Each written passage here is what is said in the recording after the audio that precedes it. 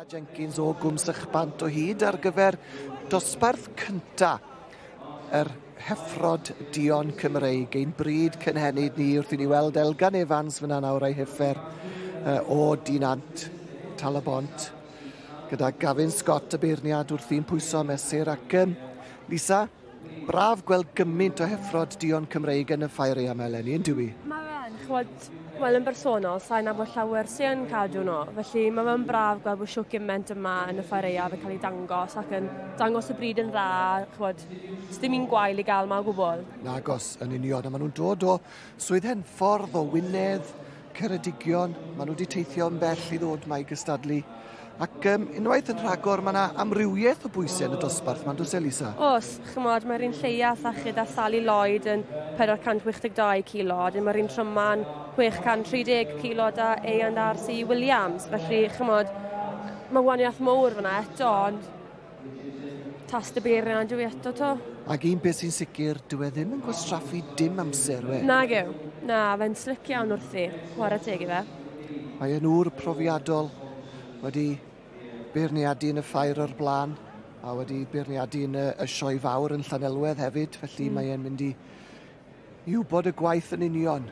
Odi, a mae'n gwybod yn union beth mae'n hwylo amdano a sut i fel ymddwyn yn yr ring na gwe'n gwybod hwn sy'n eisiau fi wneud a wedyn hwn, felly na. Profiad da gyda ge wrth i fe ofyn i nhw symud o gwmpas nawr a i ni'n gweld heffer rhydd 15, heffer Elgan fan hyn yn mynd o blaen ni. Hwna'n heffer neis yn dwi, rhyw 544 kilo. Odi, dim rhy drwm o gwbl, ond meth, chymod, trwy'n rhy fach. Mae'n ffito mewn, mae'n deidi yn yr dosbarth yma. Na, tast y beirniad dwi eto, diwedd y dydd. Ond mae e'n cadw llygad ar heffer teulu Williams o Wynedd, mynach Gwynedd y 79fed. Ond mae e'n gofyn i Elgan, dwi'n meddwl sy'n cael ei dynnu fewn i'r safle cynta. Ac i ni gyd yn gwybod wrth gwrs am lwyddiannau Elgan a'r teulu yn y sioe ac yn y ffair a maen nhw wedi bod mor llwyddiannus yma dros y blynyddoedd a mor gefnogol hefyd. Hwna'n bwysig. A mae yn heffer arbennig gwared teg, mae mor gywir fyna wrth i ni weld i. Mae'n sefyll yn, mae'n dangos un an yn dda yn naturiol. Mae'n cario un an yn dda. Gavin Scott nawr yn neud i ffordd yn ôl, heibio i ni fan hyn, heibio'r pwynt sylwebu nôl at heffer Elgan a heffer o Wynedd yn yr ail safle. Penantliw Elsi yw'r un sy'n y safle cynta. Mynach Gwynedd yn yr ail safle. Ond wy'n credu falle mae Elsi sy'n mynd i fyna hi, ti'n bo? Falle, yn ôl fel mae wedi gostwng nhw mas. Ond felly yn wrth ei feddwl y munud diwetha eto. Mae'n edrych, mae'n yn ôl lan y llinell. Ond mae'n dangos un an yn dda. Mae'n yn dwi, hon yn y safle cynta. Mae'n ffenni lan yn uchel, mae'n chlystein lan. Mae'n chlystein siarp, mae'n lliger yn siarp. Mae'n heffer go arbennig, gwared teg.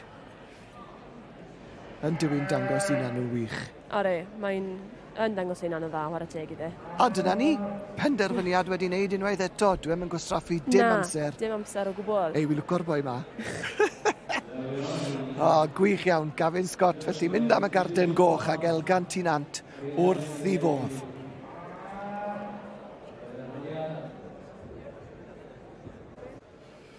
Wel, Elgan, llongferchiadau mowr iawn i ti, boi. Diolch yn fawr iawn i ti. Diolch yn fawr iawn i ti, Ifan. Gwerthau beth yw hanes yr heffer fach di yma? Wedi prynu ddi, 20 mis oed dwi, wedi prynu ddi o Bala, Llan Uwchlyn, wrth o Tyddyn Ronen.